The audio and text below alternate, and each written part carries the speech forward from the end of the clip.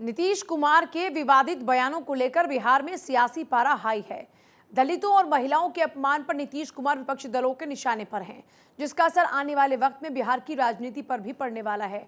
बिहार में कैसे बदल रहे हैं सियासी समीकरण, हमारे इस रिपोर्ट के जरिए देखिए।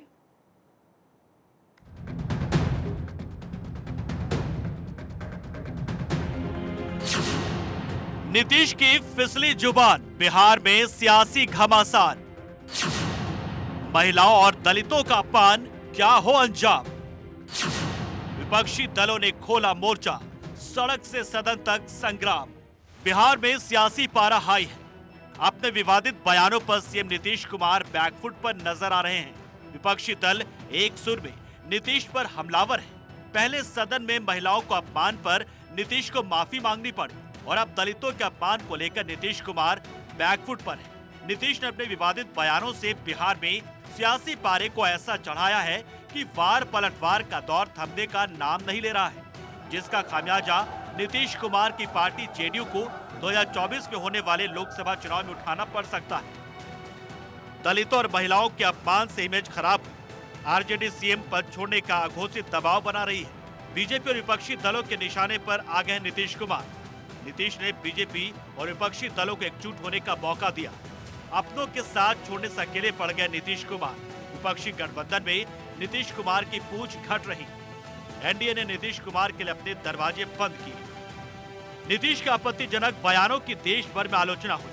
प्रधानमंत्री नरेंद्र मोदी ने भी नीतीश कुमार को आड़े हाथों लिया। अपनी रैलियों में पीएम ने नीतीश कुमार पर तीखा हमला बोला, जिसको लेकर जीतन राम मांझी ने पीएम मोदी का आभार जताया। उन्होंने कहा कि नीतीश ने दलितों और महिलाओं का अपमान किया, ऐसे में पीएम ने हमारे साथ खड़े रहकर हमें मजबूती दी। जीतन राम मांझी ने नीतीश कुमार पर रामविलास पासवान को ही प्रताड़ित करने का आरोप लगाया।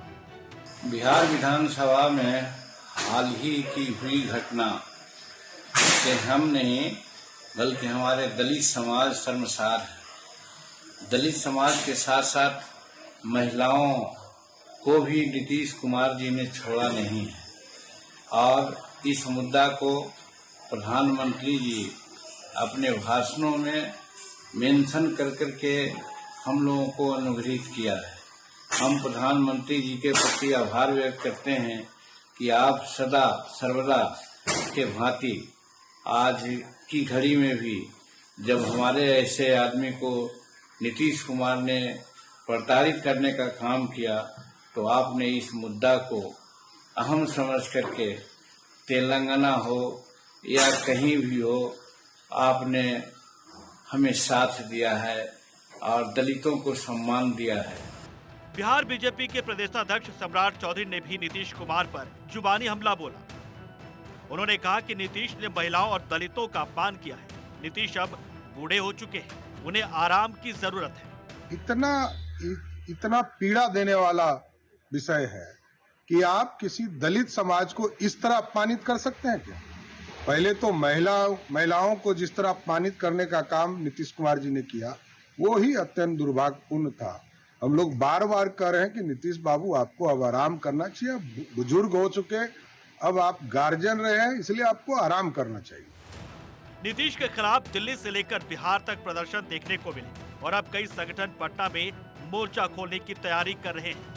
अंबेडकर मूर्ति के सामने 14 नवंबर को कई संगठन मिलकर मांझी के अपमान पर नीतीश के खिलाफ प्रदर्शन करेंगे। इस प्रदर्शन में बिहार के पूर्व सीएम जीतन राम मांझी भी शामिल होंगे। नीतीश कुमार पर चौतरफा हमले जारी है। हालांकि जेडीयू और आरजेडी नेता भी नीतीश का बचाव कर रहे हैं। दिमाग में किसकी उपज थी? जबकि मुख्यमंत्री बनने के लिए तो बहुत से लोग दावेदार थे, अपर कास्ट में थे, पिछड़ा में थे, लेकिन क्यों महादलित ही क्यों?